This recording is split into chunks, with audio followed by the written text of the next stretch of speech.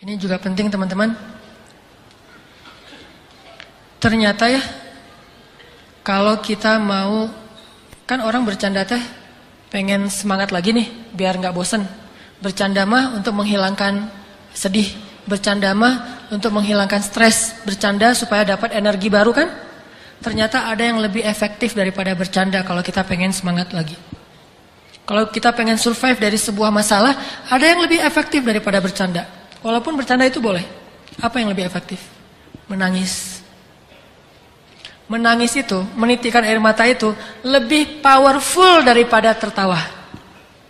Cuman kita sering memilih tertawa daripada menangis. Sama kayak orang lebih senang minum kopi, walaupun minum kopi itu boleh, daripada minum air putih. Padahal lebih menyehatkan minum air putih. Cuma kan gak ada sensasinya. Tapi kalau kita bisa mengubah mindset kita, kalau orang teman-teman nanya, ngopi yuk gitu kan gitu ya. Minum air putih yuk kan gitu ya. Bisa gak sih kita ngomong kayak gitu? Nah ini mengubah mindset nih. Kalian lagi ngapain? Lagi minum air putih. Pasti dibilang, gak seru ah. Kalau kalian lagi ngapain? Lagi ngopi. Di mana? Di kafe. Lagi ngapain? Lagi minum air putih. Di mana? Di beer house. Di beer house minum air putih. Kan? Ini kan keren nih, minumnya air putih. Di beer house minum air putih, di kafe minum air putih. Kalau yang masih beer house ya, tapi kalau bisa nggak usah. Terus di tempat apa, dimanapun lagi, hari ini belum minum air putih gitu. Bukan hari ini belum ngeteh, belum ngopi. Pagi-pagi dihidangin kopi sama istri kita.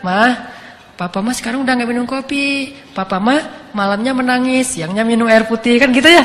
Wah itu keren tuh, malamnya nangis, siangnya minum air putih. Berarti papa udah nggak bercanda dong. Enggak mah nangis gitu. Jadi air mah nangis sambil tersenyum. Mana nangisnya ya. Coba kita ubah mindset dari boleh minum air putih, tetapi boleh minum kopi, tapi yakinlah air putih lebih baik daripada kopi. Makanya Nabi mengatakan air itu tahurun, air itu bersih dan membersihkan. Air itu bersih dan membersihkan. Dan memang secara medis, secara kedokteran, secara biologi juga air putih paling baik untuk tubuh kita. Sangat menggantikan energi tubuh kita. Tapi kalau kopi, sensasi itu. Walaupun tetap baik kalau nggak banyak gulanya. Yang masalahnya kalau kebanyakan gula. Jadi gula yang dikopiin, bukan kopi yang digulain. Saking manisnya. Nah, bercanda dengan menangis juga ibaratnya sama. Boleh bercanda, tapi porsinya cuma seperti minum kopi. Jangan minum kopi aja, habis makan ngopi, sebelum makan ngopi, mau jalan ngopi. Ngopi aja sehari sampai 2 liter. Ada gak sih orang yang ngopi 2 liter dan sehat gak sih? Ngopi kalau segelas, secangkir masih sehat nih. Apalagi kalau kopinya kopi bener, bukan kopi yang gitu, kopi yang asli gitu ya. Kopi yang benar, asli, disimpan selama 100 tahun misalnya. Itu kan sehat tuh. Udah gitu baristanya keren lagi. Secangkir 2 cangkir dalam sehari masih wajar. Bayangin kalau ngopi sehari 2 liter. Kan gak sehat kan? Sedangkan minum air putih minimal berapa liter sih? 8 gelas. Gelas yang mana dulu nih? Bebas aja ya. Nah kalau air putih sehari 2 liter kan sehat. Melancarkan ginjal kita juga jadi sehat, melancarkan pencernaan segala macam lah, auranya juga jadi segar gitu. Sedangkan kopi kebanyakan justru jadi eksotis kayak kopi kan ya. Kenapa kok Ustadz warnanya eksotis banget? Saya senang ngopi gitu misalnya. Kalau yang kurang eksotis berarti senang coklat. Kalau yang sangat tidak eksotis berarti senang susu. Apaan gitu ya. Intinya kebanyakan kopi itu tidak sehat, sama seperti kebanyakan bercanda. Bercanda sewajarnya, oke. Bercanda secangkir, bercanda 2 cangkir. Tapi bayangin kemana-mana bercanda. Sama kayak orang kemana-mana bawa botol aqua tapi isinya kopi. Ngopi lagi. Nggak bagus juga buat jantung dia. Makanya sewajarnya perbanyaklah menangis. Karena menangis itu air mata kita menggugurkan dosa dan membersihkan hati yang kotor. Air mata itu seperti hujan. Kalau di Arab itu diibaratkan hujan itu membersihkan rumah, daun-daun dari debu. Karena mereka mah padang pasir, daun banyak yang berdebu dibersihkan oleh air hujan. Maka begitulah air mata membersihkan hati seseorang. Coba nanti bayangin bedanya kesan habis ketawa sama habis nangis. Habis ketawa seru tapi capek. Ketawa, aduh capek juga ya ketawa ya. Capek kan? Tapi kalau menangis insya Allah gak akan capek. Kalau nangisnya karena dosa-dosa, nangisnya karena ingat Allah, nangisnya karena ingat akhirat, itu gak akan capek. Justru habis nangis semangat tuh. Beda banget kesannya habis nangis sama habis ketawa. Makanya ketawanya jangan kebanyakan. Nabi mengatakan, kalau kalian melihat apa yang aku lihat, kalian akan sedikit tertawa. Boleh ketawa tapi sedikit. Dan banyak menangis.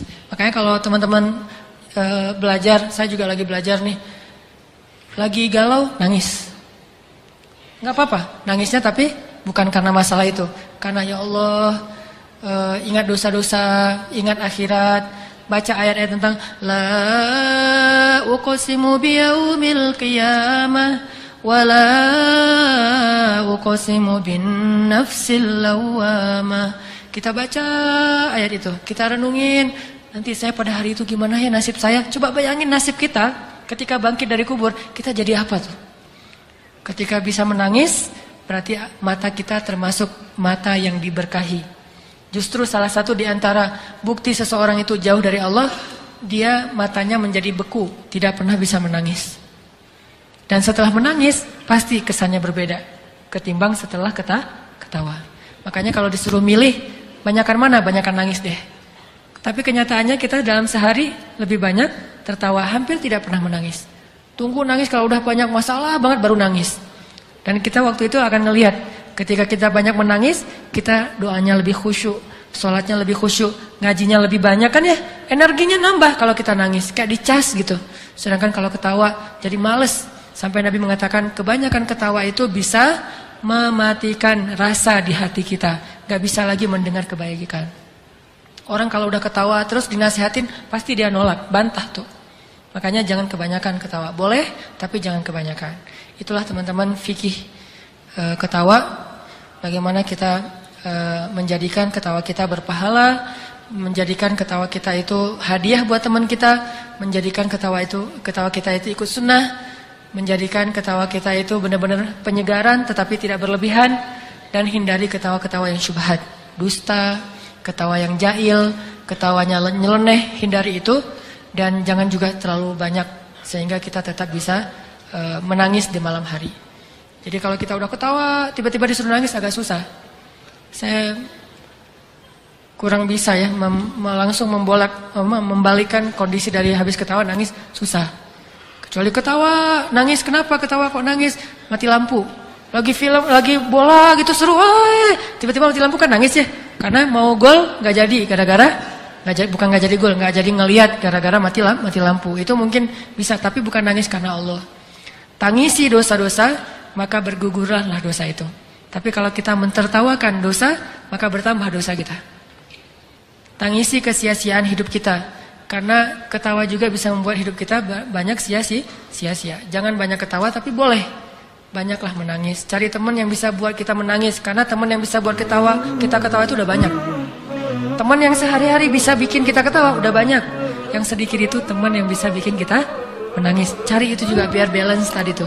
Kalau nggak bisa nangis lebih banyak, minimal 50-50 deh. Yang penting harus ada nangis dalam sehari.